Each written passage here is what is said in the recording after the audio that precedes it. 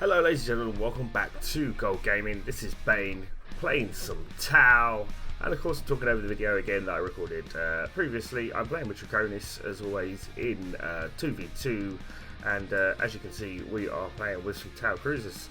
Been a while since I've done a Battlefield Gothic video, and I just kind of wanted to go over what I've been doing with Battlefield Gothic. I've been playing sporadically in between doing World of Warships and things like that, but I do love Battlefield Gothic. I enjoy the tactical element of the game, and here you can see me setting up as always.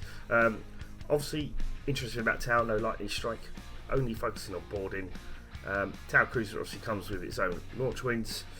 You'll see me using bombers primarily, as well as setting out my fighters here, my Barracudas. Tau, how do I feel about them? A lot of people complain they're a bit OP, but I actually find them okay, actually, not too bad at all. And you can see that I'm sort of heading forward here to engage the first enemies. I've actually gone in difference to a lot of other Tau players, because I either spam me watercast for favours or earthcast for railgun. I've actually gone with boarding cast, so fire warrior cast basically. So I'm focusing on boarding damage. I've got better boarders. I've also taken things like the Seeker missile upgrade to cause extra damage per their defensive guns. Once again, if you're looking at skills, I'm focusing on actually getting my skill time down. I still think that's the best upgrade for your crew, is getting your skills down. Skills really make up this game. So focusing on skills is never a bad thing for any ship or race you're going to play in the game, if you are asking my opinion on it. In terms of critical for crew, it's not really worth it because their critical is so low. So the sort of exponential outcome of upgrading their gun crews, it really doesn't feel worth it to me as a player. If you disagree with me, of course, leave that in the comment section. I'm not always going to, exactly get it perfect for you guys. You guys might have a different play style to me if you do play Battlefield Gothic, but I think that always upgrading skills, well, that seems to work for me. Focusing on skills, focusing on repairs, things like that. So you can see we're moving into close range. We want to get in close so I can use my boarding abilities and my Seeker missiles. The enemy doesn't want us to be close, understandably, because obviously we're scary Tau. In terms of skills as well, I've taken the repair drone upgrade, as has Draconis here, because repair drones are just damn good at the moment, really. There's, if you're running them with your ally and you're playing 2v2, they can provide a significant boost to your ship's repair rate, so worth having. And of course you repair your own friendly ships as well, so when you've got us densely packed as we are, it becomes quite sort of easy to deal with things. So here you can see me just moving forward. Our railguns are absolutely annihilating escorts. Tau have very powerful guns, really good, can't complain. There's a Demiurge over there, you can tell by the red head, so we've got a Tau player we're fighting up against here, as you can see. So Tau on Tau engagements, quite fun. Demiurge, how do I rate Demiurge? They're okay. I prefer the Tau ships to the Demiurge ships, if I'm being honest with you. They do a lot of damage to Demiurge up close, especially if you can use their cutting beam ability, but as you'll quickly see, they're not undefeatable. We in Draconis always judge games by, if we lose one or two ships, that's okay, as long as we can we win the match. So we don't expect to be invincible all the time. I don't think you should play Battlefield Gothic expecting to be completely invincible. I'm trying to get my ship in close so I can actually do a boarding action,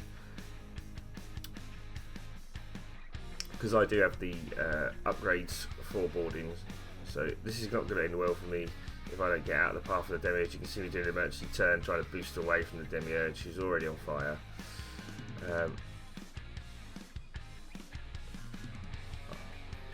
And unfortunately I've kind of forgotten my other ship, but Draconis has successfully seen off one of the enemy ships already. I'm now firing my Seeker missiles after the Demiurge ship. I am being rammed, which is hurting considerably, and if I lose my ship, I lose my ship.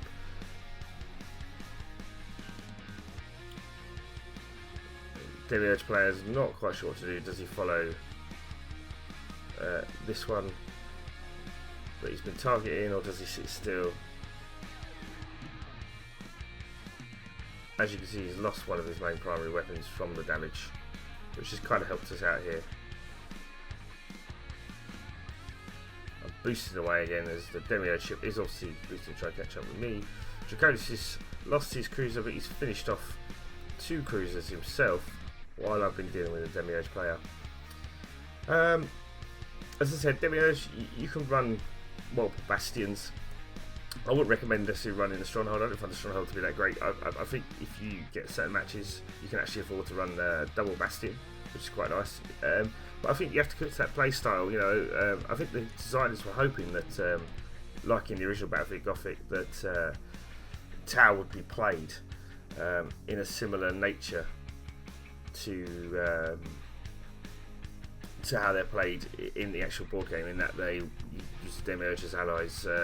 But again, I tend to find that if you're running Tau with your partner in 2v2, that you're better actually running, you know, double Tau or double Demiurge, not actually mixing the two. I don't find that works, and we talk about this in Battlefield Gothic a lot. It's about synergy and having synergy. So being synergistic with your teammate is really important. So, you know, actually we have a railgun here, just because at the time Draconis was trying it out. The railgun's okay as an ability, but it can do damage, but it can also miss quite a lot as well. So obviously with Tau we haven't talked about is obviously you have the 2 rights of war. Obviously because I'm running boarding, I'm going to be taking the Monka right of war, which basically means I do extra damage with my boarding abilities. So again, depending on which style of Tau you're going to play, you're either going to play Monka or you're going to play Kalyon. Now Kalyon is worth it if you're obviously running things like Earthcast and Watercast. If you're running Fire, then you'll probably want to stick with Monka, obviously for the extra damage and boarding ability upgrades. So yeah, definitely recommend you focus on those rights of war and try and build your ships. Again, Battlefield Gothic, keep saying synergy is important, so do try that out. A lot of you may not be running Firecast at the moment, but it's worth doing, especially as I find that we're running up against a lot of other Tau players. The only serious challenge that I'm finding that we're having at the moment is the spam, which I think will get nerfed anyway, which is by Watercast Tau players, which are actually just bringing in, I think they're called Nissau Dowels, which are the sort of railgun escorts. You just end up getting swarmed by them if you leave them alive too long. So it's important if you do come up against a Watercast Tau group that is spamming the escort summon ability, like any escort summon ability, that you take them out as quick as possible and focus on their cruisers, ignoring the escorts where possible. If you end up, you know, sitting there and not killing their escorts, then you'll just get swamped in, you know. Sorry, if you end up killing their escorts and not killing their cruisers, you'll end up getting swamped. So it's important to focus them down as quick as you can. What you'll also find is that when you're playing against those kind of vessels, you'll often find they'll take a Crude War Sphere as well. Remember, a Crude War Sphere, do not let it get close to you. Try and stay away. Its missiles do hurt quite a lot, but it's very short range. But it's very slow. Literally the way to play Crude War Sphere, if you are going to play Crude War Sphere in your own Tau forces, you must take the Stealth Alloy upgrade, so you can pretty much be invisible with a Crude War Sphere, because it is that slow that it will cause you problems if you don't. So you can see we're both running silent at the moment to avoid any lovely homing torpedoes hitting us after we've been beaconed. It does actually work that way. And that's a good trick and tip as well, that if you do end up homing or boarding torpedoes on you, you can actually throw them off by running silent. That's what works now in the current build of the game, so do try that. Of course, it doesn't work if you've got a beacon placed on you like a Spirit Stone or well, just the placement beacon, which everybody has access to. So if you do get beaconed or you have the Inquisitorial favour on you and you're identified, it can be quite difficult to actually dodge things. You can see this team here really want to light us up because, well, probes, you know.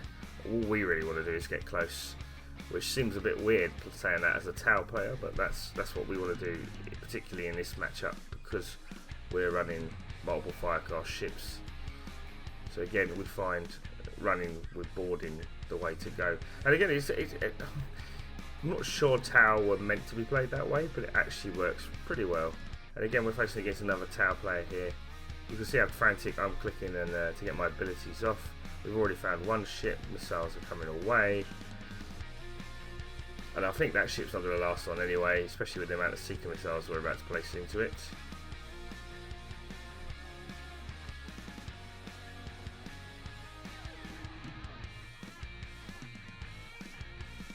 My repair drone ability going off, obviously. Double repair drones out, keeping my ships up. Hopefully we can get some boarding off.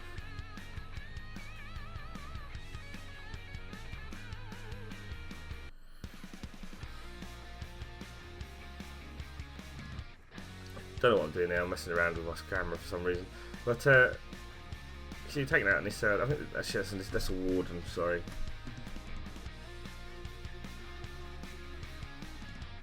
Again, I don't really rate small escorts, a lot of people do, small escort builds. One's got an insubordinate captain.